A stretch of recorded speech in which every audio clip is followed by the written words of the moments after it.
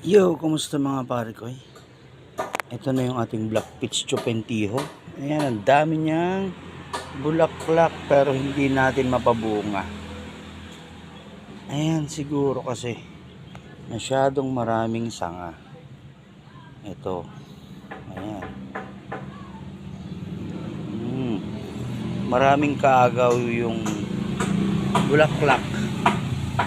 Yung nutrients, imbis na diretso dyan sa bulaklak, napupunta pa dito sa mga to na sanga. Yan, sobrang tagal na itong black peach chupentiho natin na sila pero hindi natin mapabunga. Kaya tatanggalin na natin to. Sanga na to. Yan. Ito lang ititira natin. Yan. So abangan yung buong video.